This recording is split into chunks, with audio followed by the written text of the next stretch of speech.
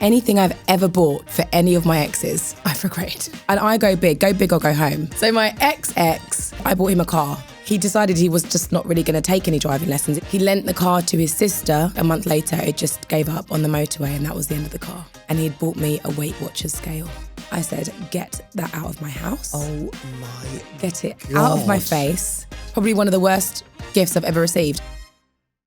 Hello and welcome to Spent, brought to you in association with Nationwide, a good way to bank. It is the show where our guests show us the receipts, quite literally. We dig through the things they've bought, things they've loved, things they regret, things that make almost no sense at all. And along the way, we're going to find out a little bit more about who they are. And today, I'm joined by TV presenter. I feel like that doesn't sum up your credentials, TV presenter. There's so many things you do. Your CV's too long, but we'll get to all of them. Anyway, it's Scarlette Douglas. Hey, hello. Hello. Scarlette, you're not just a TV presenter. You're beyond a triple threat. I think you might be a quadruple threat or whatever the one that would... You're a quin threat. You're a quin threat. I'll take that. Oh my gosh, that's fantastic. Let me do that again. Today I'm joined by Quin Threat, Scarlette Douglas. Hey. Let's talk through some of those things because there's obviously the presenting. We know that. You've done West End musical performances. Yes. So that's amazing. That means you've got acting and singing. And dancing. So there's four already. Yeah. And you're also being trained up as a travel agent. Yeah.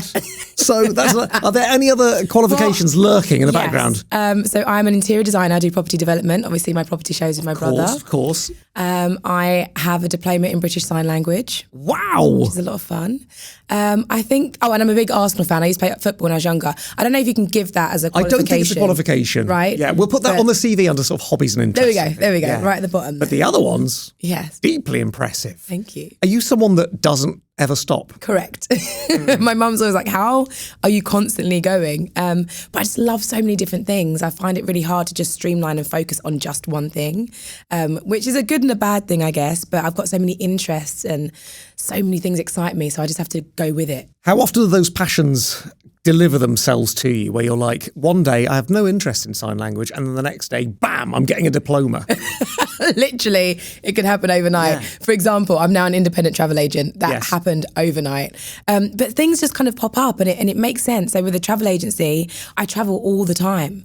And I figured if there's a way that I can also save money and make money whilst traveling, it makes so much sense. Yeah, so you get access to great perks, great discounts, get commission back, and I get to build a team around me. So I was like, this is just a no-brainer. And also the clearest win here is that you're effectively going on holiday for free yourself. Correct. To sample the places that you're going to be offering. Yes. And that means you'll get the best possible treatment, right? Exactly. So they're called familiarity trips, or fam trips for short. And I'm going to Morocco in a couple of weeks where I get to take my head booker with me. We'll go and experience everything that it has to offer. And then I can basically sell that back to my customers and say, look, you've got to do this because I have experienced it myself and it is amazing. You found the greatest life hack of all time.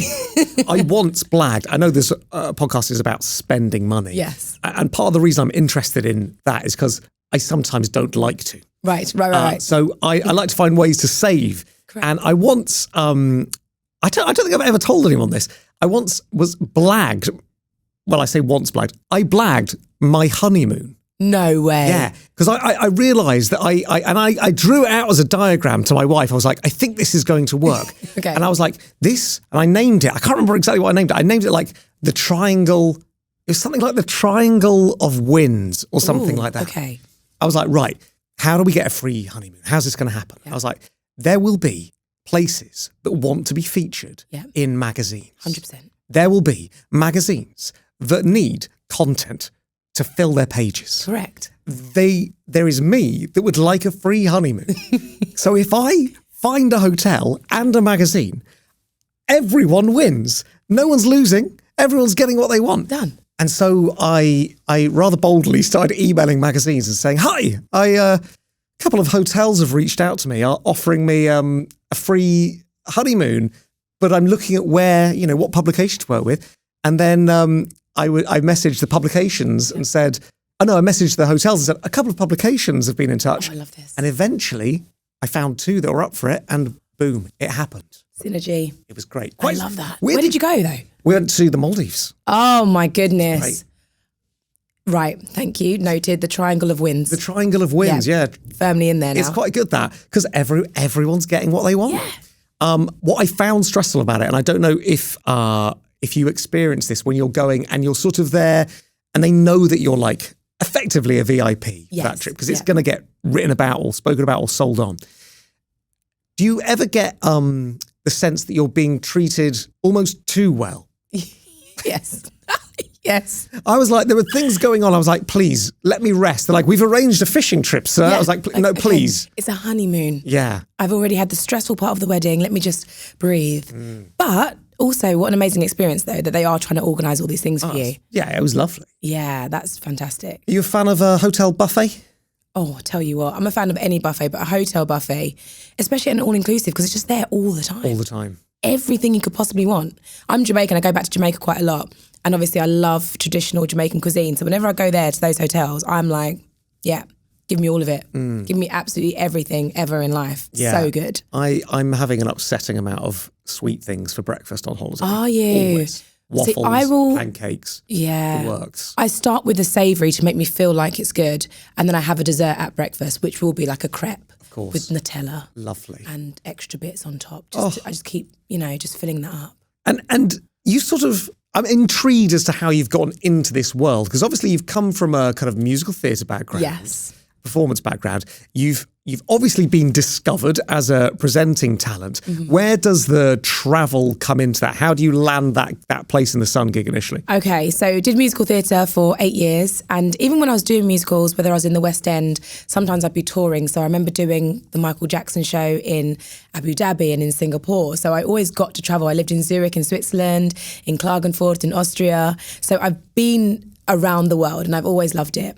I then managed to transition into television, and that was thanks to Ant and Dec. So I was on their Saturday night takeaway show, Arena Tour, as a backing dancer. I knew I wanted to be a presenter, and I think I'd done a competition with MTV, and I managed to get a presenting agent from that. And I just remember saying to the boys, look, I want to be a TV presenter. I love what you do. I mean, they were selling out arenas and like women were rushing the stage and there were security trying to back them up. And I'm thinking, this is incredible that two TV personalities have not only sold out arenas, they have got women hot under the collar and probably some men out there too. So I thought, this is what I want. I want people rushing to me. I plucked up the courage to ask if I could interview them. They said, yes, let's do it. Let's go for it. I did. And they were great. And they're like, Scarlette, if this is what you want to do, we will help you or support you however we can. They set me up a meeting with their agency, who gave me lots of amazing advice. And one of the bits of advice was, okay, if you want to be a presenter, you can go about it 2 ways. Love Island is coming back, so you can go on that. And I thought, I've got 2 older brothers, there's no way they're going to allow me to do that. Or I can use an expertise, which would be my USP, my unique selling point to get me into television. And I'd been doing property development with my eldest brother on the side, just as literally a side hustle alongside musicals. But when I went to my agent that I'd won from the competition at MTV and told her this, she was like, that's really weird. A place in the sun are looking for presenters that have a property background. So now that we know that you do that, you don't just do jazz hands on like 8 shows a week, let's submit you. They did. I had to do like a questionnaire, did a Zoom interview. In fact, back then it was over Skype. And then I got to do a screen test with Channel 4 and like 10 days later I found out I got the job. That is amazing. And my first ever presenting job was A Place in the Sun on Channel 4. It's a testament to also just seeing an opportunity, taking it, and also clearly being very good at the job with Ant and Dec, so much so that they wanted to put you forward. Yeah. Because, let's be honest, they don't have to. No, and also, there's probably a lot of people that have said to them, I want to do this. Yeah. Obviously, they do Britain's Got Talent. They recognise talented people a lot when they come around. Yeah. So that's amazing. And also just 2 of the nicest men the nicest in all guys of television / humanity. Yeah, literally in the whole universe of all time. One of my favourite days of my adult life was I got to go to Wimbledon and I was sat next to Dec. Oh. And I am a huge Ant and Dec fan, aren't we all? Grew up watching them on the TV, loved them, felt like I knew them, And I'd maybe met Dec once or twice before, but never really sat and properly chatted. But my goodness me, we got on so well and we talked for hours and hours and hours. And he had this skill, sometimes you make someone laugh and you've just got them. You give them the giggles. He had that with me. Oh. He was making me laugh so hard. And my wife was like, Matt. And his wife was like, Dec. So in your head, are you thinking, oh, it might be Matt and Dec now? Well, I was thinking. Yeah, Ant's out. I thought, Sorry, at the very least, let me be a Stephen Mulhern role. Yes. Come on. And no, we just got on really well. It was a joyful day. And I remember thinking, if I could have told my 10-year-old self that would be happening. What a day. So good. Do you even know who was playing or who won that day? I do know who was playing because Dec was doing lots of jokes about them. Okay. It was Nadal. Oh, what a great game to watch. Oh, it was amazing. Oh my gosh. I can't remember who Nadal was against, but it was Nadal. But for me, that was the Declan Donnelly day rather than anything else. Yeah. We have to look at some receipts. Okay. So, I didn't actually bring them with me, but they are firmly secured in my mind. That's fine. If you send me a digital copy afterwards, just so I can corroborate them for my records, that would be great. So the first thing is a very simple one, but I'm hoping it will tell us something a little bit about you, which is the receipt for the last thing you bought. Mm-hmm. It can be exciting. It can be dull. It just has to be truthful. What was it? So I like a lot of colour in my life. And I recently got back from Dubai like 2 days ago. And there was this very strange, bright orange, felt, velvety, crop toppy, long jacket thing. I can't imagine it. You've just used every word, every adjective to describe that. Felt and velvety, and it's short, but it's long. It's like a crop toppy bra, long sleeved. It's an Adidas tracksuit top. That is Jeremy Scott, like it's an Adidas Originals collaboration with Jeremy Scott. Okay. And I saw it and I thought, this is horrendous. So horrendous that it's something that I would actually love. Right, okay. You know? Yeah, it's so bad it's good. Exactly. I hear you. And I've had some very questionable outfits on A Place in the Sun. 100%. So I By think, choice? By choice. Yeah. But then I look back and I think, what was I thinking at that time? So this was another outfit. I think that's the human condition. Right. I think the human condition is you look back at what you thought was cool. And think, no. A year ago, I go, what? Why didn't no one tell me? What was that? And do you know what? People did try to tell me and I was like, no. Now I look back like, no excuse. Yeah, okay, actually you were telling the truth. So basically, I thought, this is awful. Let me try it on. Tried it on. It's so bad that it's so good. And I purchased it and it was in the sale. How much are you paying for something that you objectively dislike? So this was, I would say, about £70. Okay. But it's quite a lot. It's quite a lot for something you're not too sure on. I tried it on over what I was wearing, which didn't make sense at all. You would never wear the two together, but I couldn't be bothered to go in the dressing room and change. And then I tried it on again yesterday and it works. Okay. And I'm actually really excited to rock this look. What are we pairing that with? So I would say maybe like a nice high-waisted jean. Okay. Or a flared bottom, maybe even some shorts. Don't know where you're going with it in shorts because it's quite warm. It's quite warm, so I don't think it would work with shorts. Just help me imagine it again. Yeah. So it's a crop top. It's a crop top with like a kind of underwire boobed bit. Got it. So really, you should wear it. Belly button's out. Yes. Okay. Yeah. But arms are covered. Arms are covered, and it is quite thick. Right. You know, that's the velour-y, velvety felt side of it. We've thrown velour in now. Yeah. There's too many materials in this garment. It's only got two sides. Is it 4D? Right. I mean, yeah. Well, it could be. Wow. Because when you're trying to get into it, you're kind of like jiggling in. That sounds quite impulsive. Yeah. That is definitely me to the max. I will see something. I'll be like, yeah, want to get it. And I'll get it. And I'm like, I probably should have thought about this. But thank goodness this was actually a good purchase that when I tried it on again, it worked. Although I'll see you in a year and you'll be like, why didn't you tell me that? Why didn't no one tell me? We tried, Scarlett. So impulsivity and spending then, is that something that is going to come up here for us? 1,000,000%. Okay. 1,000,000%. And it's something that my brothers either love or hate about me. And it's the same for me. I guess in life, I'm a very impulsive person. If I want to do something, I want to do it. Sign language. I've always wanted to learn it. Great, that's it. All of a sudden I've signed up at City Lit and I'm doing a whole course on sign language and I get my level 6 and I'm doing an interpreting job at Arsenal Stadium with 2 amazing deaf guys and I'm going around doing the whole tour. Very crazy, very strange. And was that from a sort of starting point of 0? Yeah. It was just one day you were like, oh, I'd quite like to do that. Basically. Well, it kind of came about when I was 18, I did a beauty pageant and there was a girl there that was deaf and everyone ignored her and left her on her own. And I kind of stayed with her and managed to communicate through gesturing. And I always remember, I don't ever want anyone to feel excluded because of a disability or anything about them that's maybe different. So when I started A Place in the Sun, I had so much more time in my schedule to study. So that was from 18 to... I think I was 27 when I started A Place in the Sun. And I think I probably started the course when I was 28. So yeah, maybe like 10, no, that can't be right. that math isn't mathing. I think I've been doing the placing for 10 years. So it was maybe 9 years ago, 8 or 9 years ago. And I had this time in my diary and in my schedule. And I thought, I'm going to learn. I always said I was going to, so let me do it. And I loved it. Absolutely loved it. I then became an ambassador for Royal Association for Deaf People. I was working with so many different charities out there. I still have some amazing deaf friends. And then you start to realise how inaccessible the world is for people that are deaf. And then you think about people that are blind, and then think about people that are deaf blind. And then you start thinking about people that are in wheelchairs, and you think, why are we not doing more to help these people that are genuinely normal people, but for whatever reason get seen as less able than us?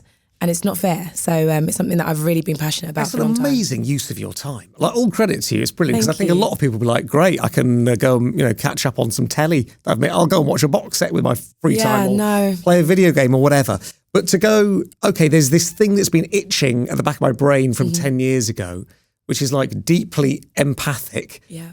For someone else's experience, someone that you presumably don't even know anymore. Do you know what? What's so crazy is that when I started studying, they encourage you to go to deaf clubs, which is where they're social clubs where you get to meet people, so you can continue signing and kind of learn a lot more than what you're just learning in class, and obviously put all that into practice. And there was a lady there, and I was signing with her and explaining to her about the girl that I'd met, Zara, and it turns out she came back the next week and Zara was her carer. No. So she put us, okay, I'm getting emotional now already, I'm getting goosebumps. So she put us back in touch. So like it must have been, I don't know, what, 15, 16 years later, and I managed to find her. She reached out to me and she was like, I've been told that you did it. You always said you were going to do it. I'm so proud of you. Congratulations. Oh, and it was one of those moments. I'm going to cry in a second. Yeah, it was what are you doing to me? Moments where I just thought, actually, this is so much bigger than me just signing up to City Lit. Yeah, that is amazing. What a story. Yeah. That's so good. It feels like there's lots of kind of like loops that get closed beautifully in your life. Yeah, you're right. thing, yeah. The thing with Zara, that's really amazing. So do you feel like at some point you're going to get another random desire to go and learn something? Yes. Well, obviously, being an independent travel agent, I have to study that. So that's something random to learn. I'm also getting my realtor license for Florida. What? Yeah. What? So you're going to go out and sell houses in Florida? Basically. Oh, you're going to get a Netflix show, aren't you? I know what's happening So this is the thing. So I love Selling Sunset. Yeah. So when I first started watching it, I was like, okay. And then I started looking into it a lot more. I got my green card a couple of years ago and I moved over to LA last year. So I'm living between LA and here. And then I was like, okay, Selling Sunset, it's getting quite saturated. They're selling the OC. There are enough agents over there. Maybe they'll do Selling South Beach at some point in Miami.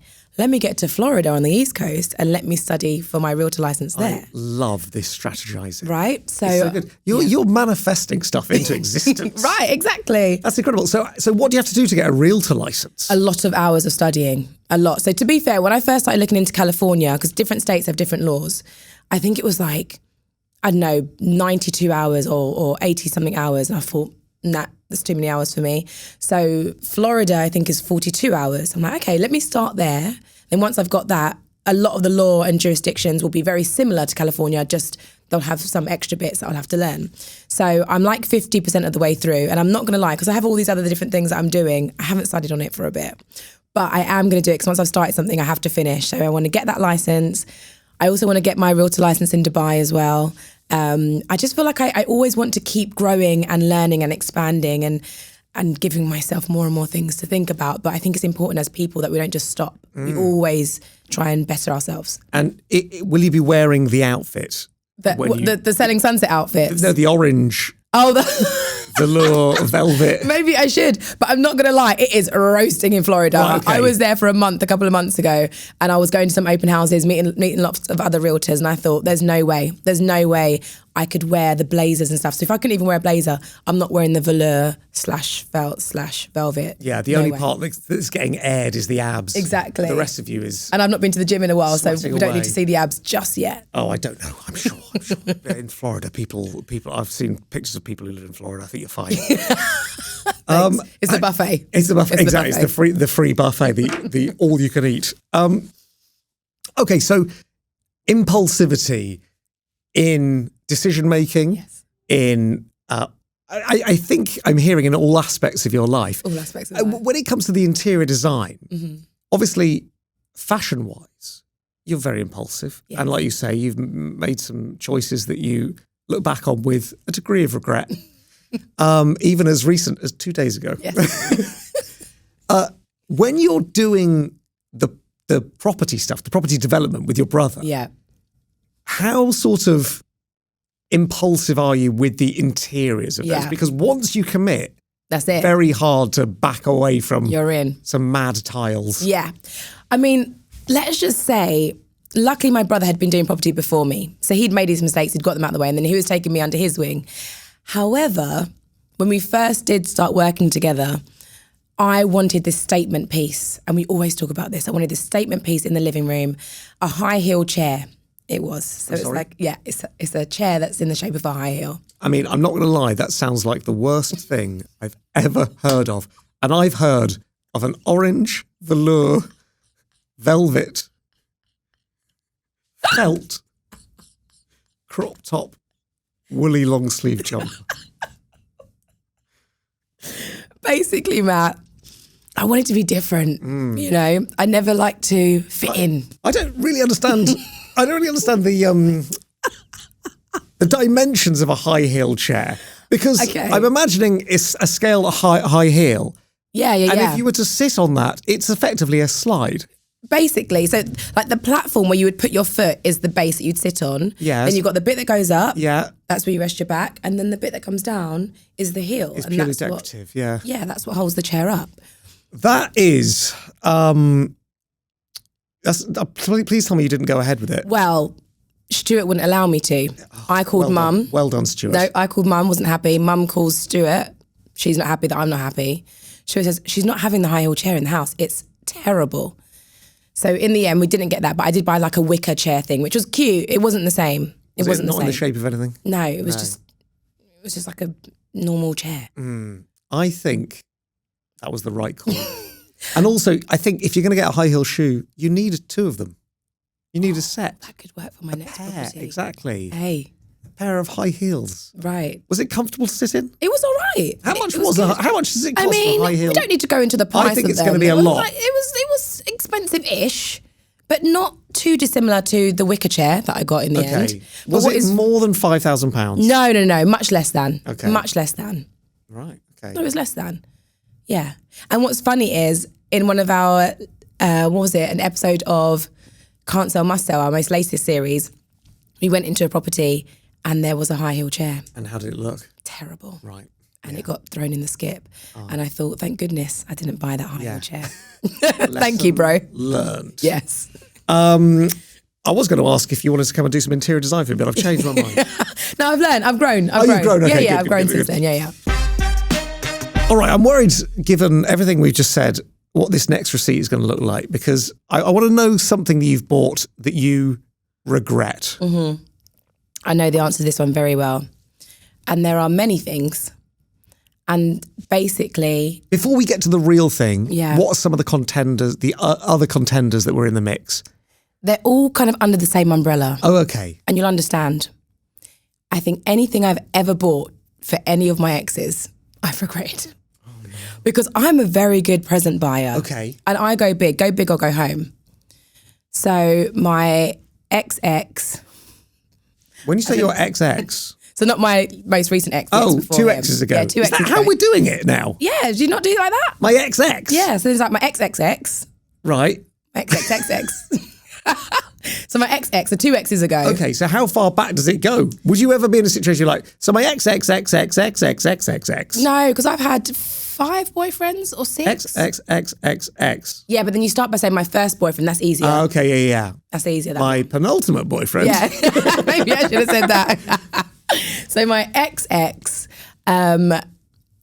you have to let me land on this one before you judge. Okay, I'm sealed. Go. So I bought him a car for Christmas, but it was my brother's car that he no longer wanted. It wasn't very expensive, so I bought that for my partner because he wanted to drive. However, he decided he was just not really going to take any driving lessons, even though he said he wanted to. I think he maybe took one, or I tried to go on a driving lesson with him and teach him. Didn't go down well.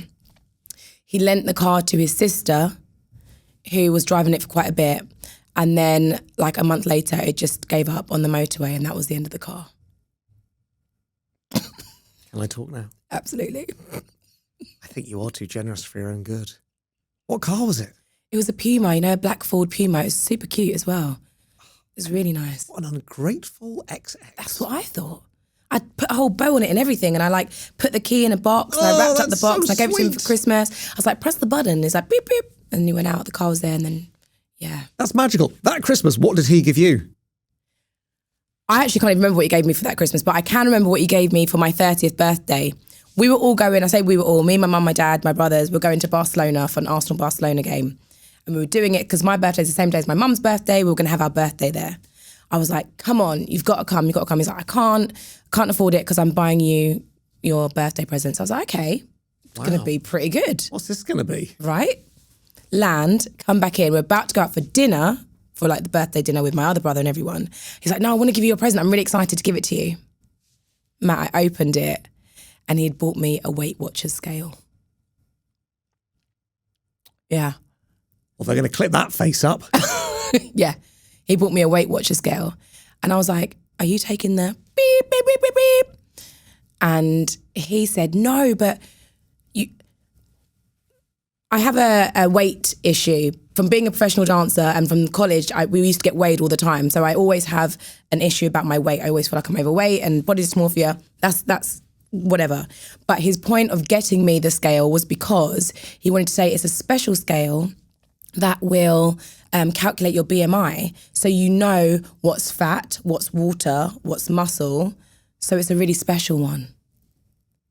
I said, get that out of my house. Oh my God. Get it out of my face. And you're telling me you didn't come to Barcelona because you bought me a Weight Watchers scale. Matt, I lost it.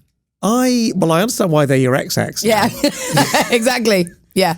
That is outrageous. Probably one of the worst gifts I've ever received. And then when we did break up, which I don't know why I wasn't there and then, it was a few months later, he then took the scale. Oh my God. Yeah. Oh my God. This goes to bad. I actually don't know what to say to Scarlette, other than I'm on behalf of men. I would like to apologise. Thank you. Yeah. That's not okay. Right. I mean, that's almost extraordinarily misjudged. Like way off the mark. And I remember my mum being there. Mum tried to make it lighthearted. I was like, Mum, stop talking. There is nothing we can make lighthearted about this in life. And then, sorry, the following year you got him a car. No, the car was before the present. Oh, yeah. The car was before that. Oh, no. No. Oh. He didn't last much longer after that. Okay, good. Yeah. Good. But the car packed up eventually. Yeah, car was gone, finished, done, and he never ever really even drove it. I don't even know if to this day he's passed his driving test. Really? Yeah. I don't care. Don't even care. Screw that guy. Damn it. I mean, that's very big. Yeah. That's do you fall hard in relationships? That's the impulsive side of me. Right. Initially, I'd be like, oh, okay, this could be it. We've got so many things in common. Yes. And they're like red flags. I'm like a ball and I run towards the red flags, especially with my ex-boyfriend. Red flags all over the place. We knew each other from like 13 years prior. Didn't even like him then. So why I decided to get with him at this point? No idea. We saw each other again. We happened to lock down together. Next thing you know, we're in a relationship. Should never have got into it. But yeah, red flags everywhere.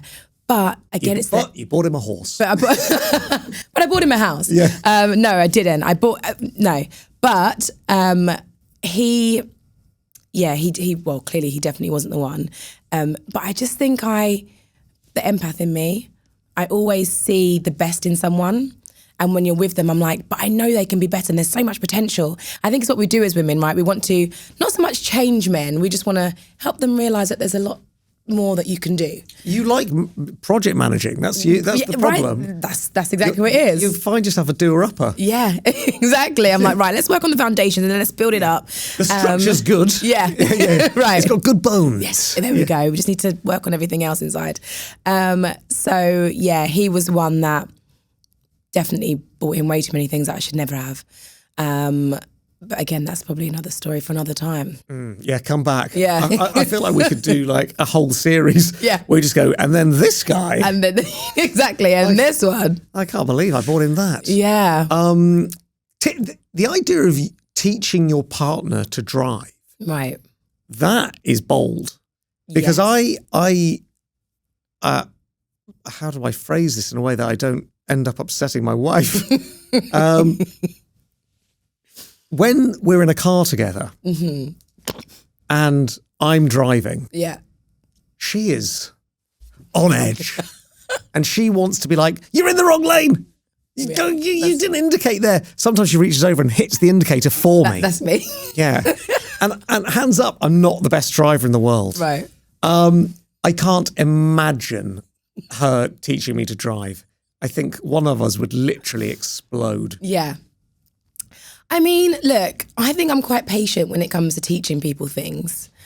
But I think the issue was he didn't want to listen. Mm. And I don't like that. I'm like, I'm telling you something, listen to what I'm telling you, because I've had the experience in it, you haven't. For example, hands should always be on 10 and 2. 10 and 2. And you feed the wheel. Yeah. But he didn't want to do that. Feed the wheel. You know when you're turning, you feed. Sorry, is that what they call it? That's what's called, you feed the wheel. Okay. He didn't want to do that. He wanted to do the whole... Oh, yeah. Looking over. Well, that's not going to be good in your test, mate. It's not. You're going to have to tend to it in the test. Right? You're looking over, you're doing... No. Look in your mirrors, check your mirrors.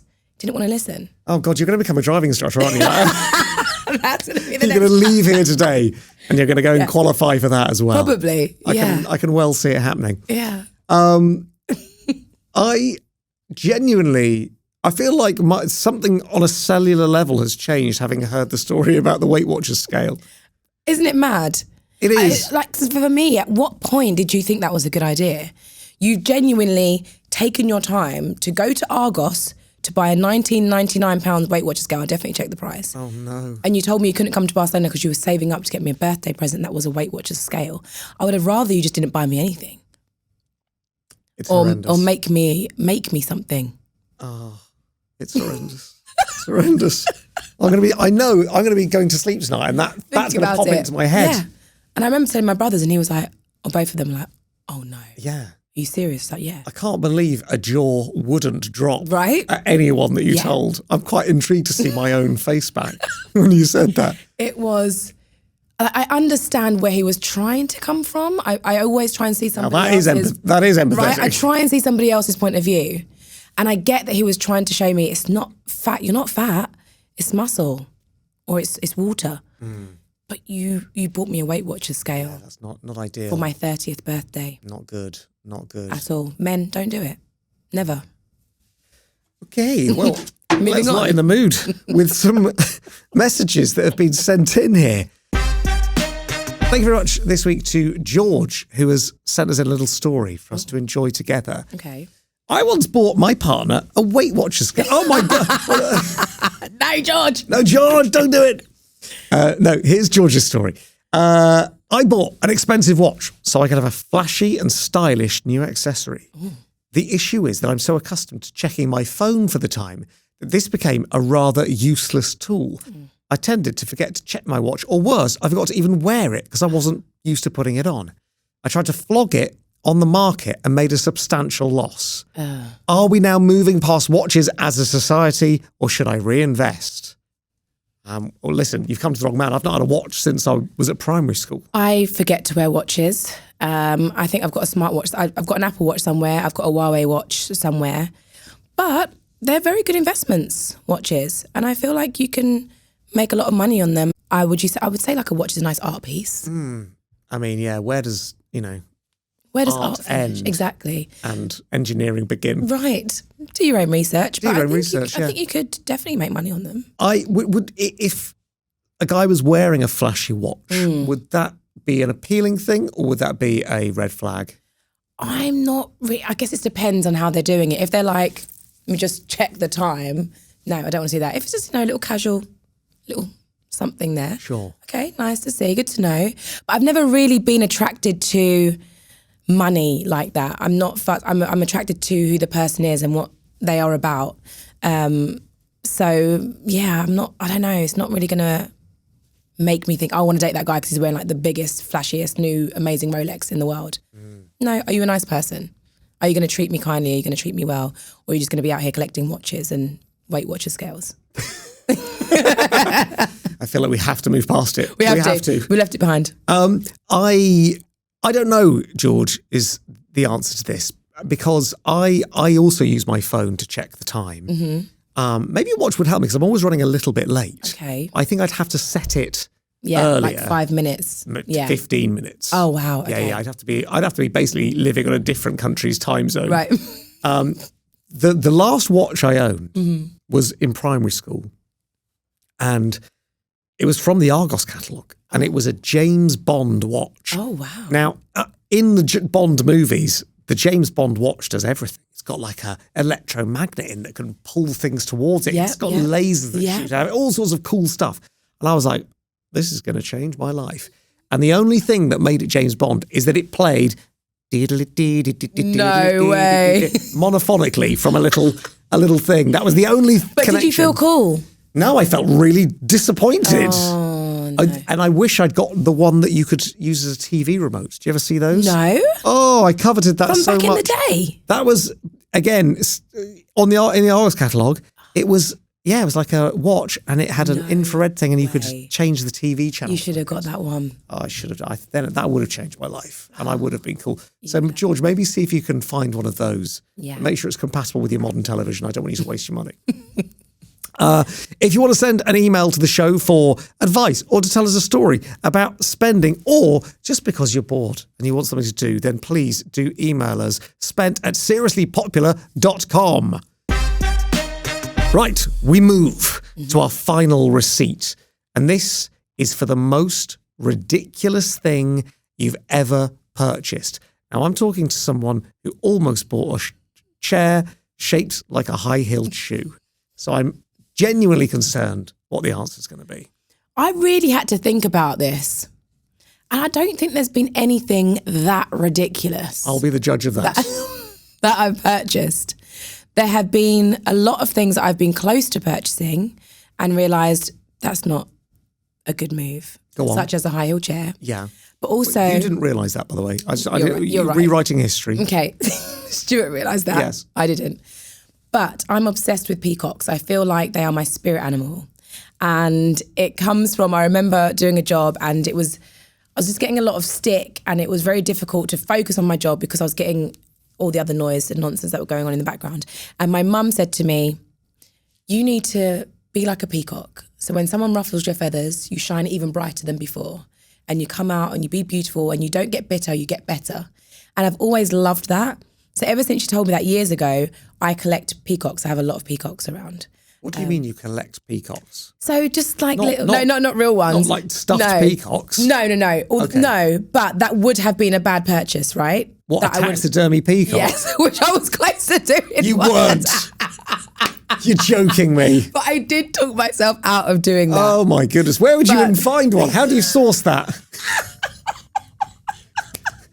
There can't be many hits coming up on Google for that. You'll be surprised. I'm going to head to eBay, see if anyone's selling a stuffed peacock. You can find them. Right. You can. Yeah. I know a guy who knows a guy who stuffs peacocks. Basically, that would have been a ridiculous purchase. That would have been. Yes. Can I just say, before we move on to that, I once went to interview, basically as a kid, I went to interview Derren Brown. Oh, yeah. The mind reader guy. Yeah. And I went to his flat. He lived in Bristol at the time. Right. And he had, this is what you would want from Derren Brown, he had a revolving bookcase that led to a sort of secret room. I love that. And he was like, I'm going to go make a cup of tea, go and set up for the interview in this room. Mm-hmm. And I walked into this room behind the bookcase, and it was filled with stuffed animals because he collects taxidermy. So you're like, oh, look, there's a deer there. Oh, and there's 2 little badgers there. And there's a see no evil, speak no evil, hear no evil, 3 monkeys, but they're real monkeys over there. And I'm looking around, taking it all in, and I see what I assumed was a stuffed parrot there as well. Right. And then the parrot flew at me. No way! He had one live animal. Oh my gosh. And it landed on my shoulder, and I was like, I don't know what to do here. What happens now? Did he have a stuffed peacock? I don't remember. Right. I don't remember. Okay. But he probably does. Probably. And if not, maybe by now he does. I'm certain he adds it to the collection, yeah. But yeah, so I love peacocks. And also, I guess I took it one level further, and I thought, well, with a peacock, obviously their feathers, they look like eyes, don't they? And for me then, if I ever go into a room and I'm nervous or I'm worried about anything, I see them as my ancestors with me and supporting me and encouraging me and taking them through. So there's a lot of meaning for me when it comes to peacocks. So in my house, you will see I've got like door stoppers that are peacocks. So the feathers are the bit that pushes against the door. Okay. I've got little kind of jewelry holders that are peacocks. I've got a peacock trinket box thing. There are peacock things everywhere. Peacock lamps, peacock everywhere. By the way, you're saying the word peacock so much it's starting to lose meaning. That's sounding weird. They're everywhere.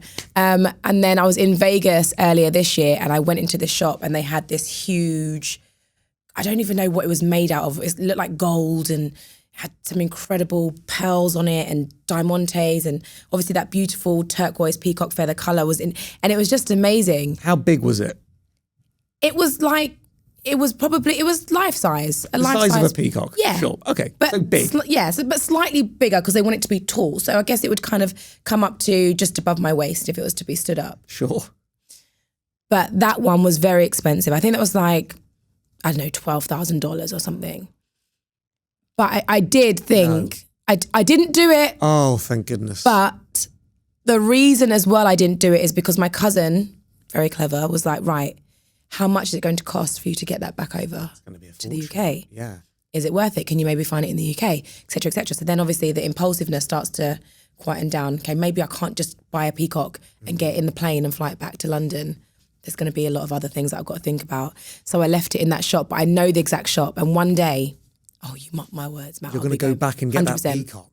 It was stunning. It was so beautiful and it was just so wow. And where in your house are you going to put that? I don't know. I haven't thought about that part. See, this is another thing I do. I'm like, right, I'll get that and then I'll worry about what happens next. Because it feels like it could just be an obstruction. Yes. And as you're trying to get from A to B. Right. Yeah. If I had one of these big houses from like Selling Sunset, I could have a few of them. They could be everywhere. Oh, great. Oh, listen, when you get the Netflix series Selling Florida. Yeah.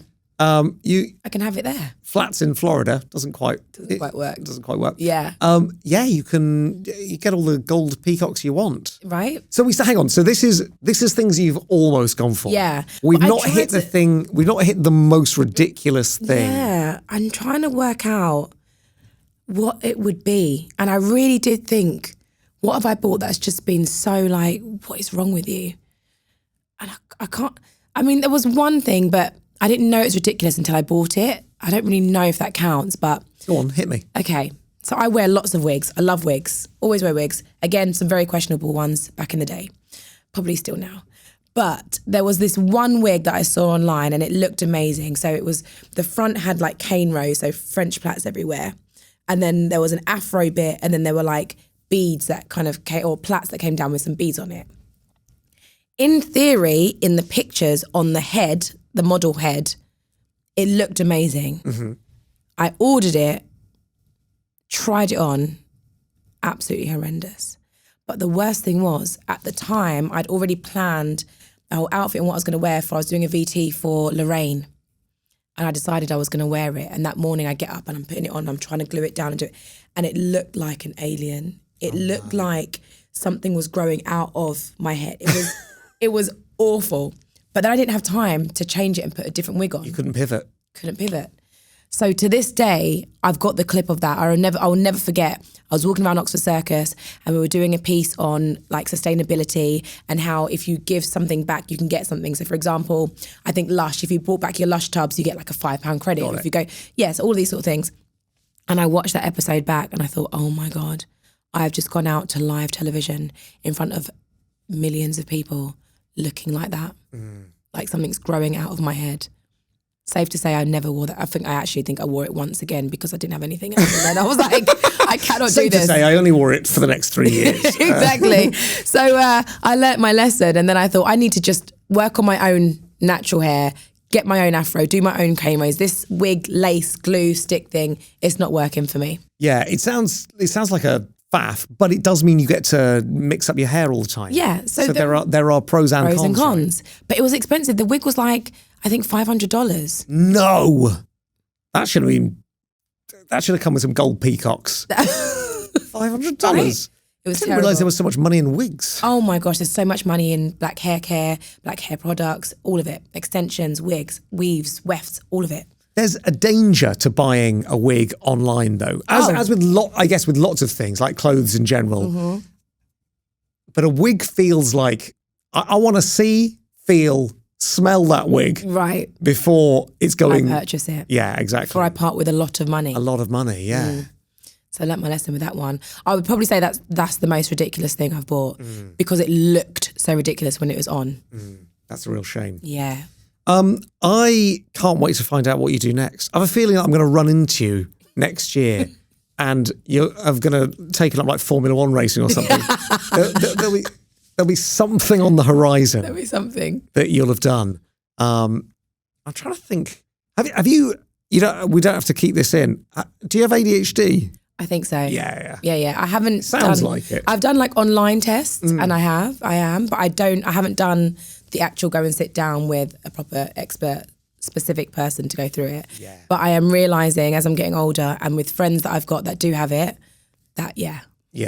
I got diagnosed with it a couple of years ago, and oh really? It's everything how you're thinking and operating sounds quite similar. But you're on medication for it?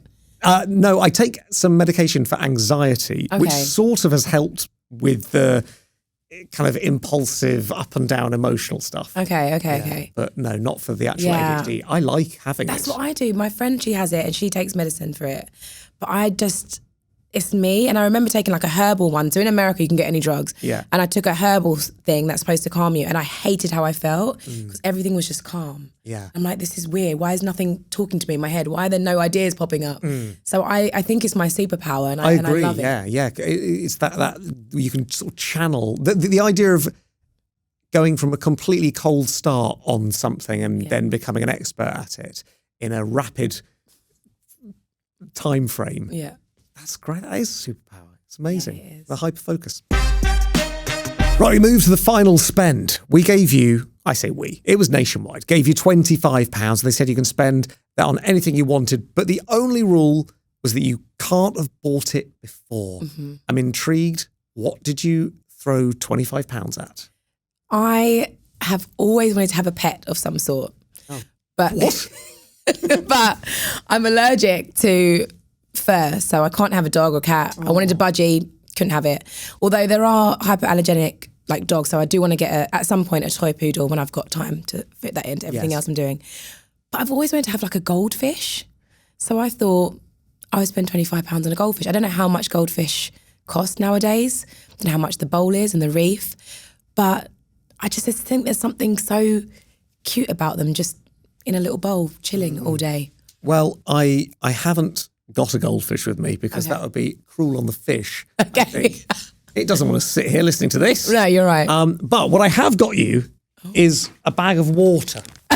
and you can go and you can fill that with a fish, but I really want you to think about it because a fish is for life. Right. Okay, not just for a podcast. Not just for spent. Exactly. Okay. So you take that and when the time's right, you pop a little fish in there. So this costs £25?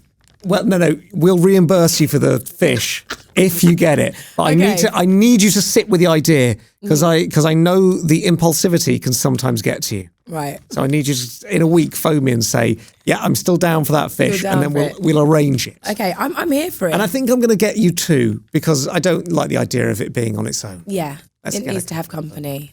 I used to have some goldfish, and they are fun. And how hard or not so hard are they to keep alive? They were pretty easy to keep alive. That's good. Although when one of them died, it was quite sad, obviously. Yeah. And I used to live near a sort of an offshoot of the Thames. Okay. In Deptford Creek. And my wife and I took the goldfish in a little glass of water because we thought, well, we're going to give him a burial at sea. Yeah. It's what he would want. Yeah.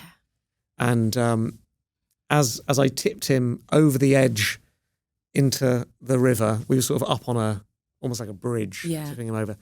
I'm going to say maybe 30 seagulls descended as he fell through the air. This isn't meant to be a funny story. And savagely tore, he was called Rupert, to shreds, literally in midair. Can you see now why I didn't get you a fish? Oh, rest in peace, Rupert. Rest in peace is.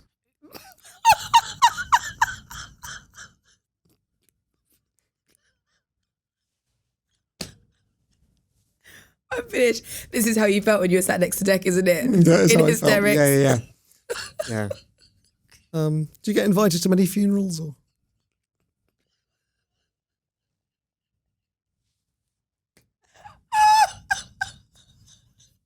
Sorry. I'm just picturing Rupert and all these seagulls Carnage. tearing him apart. Carnage. Oh, God. Not the way we What want did you do with the other fish when he went? And the toilet. Safer. Safer option. Oh, I can't breathe.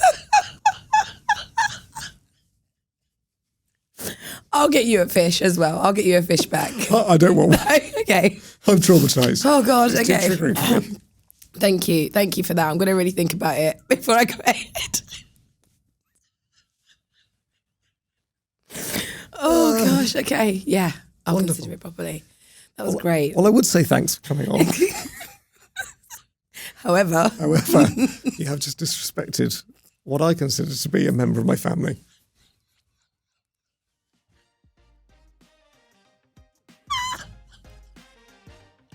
That's it for this episode of Spent, brought to you in association with Nationwide.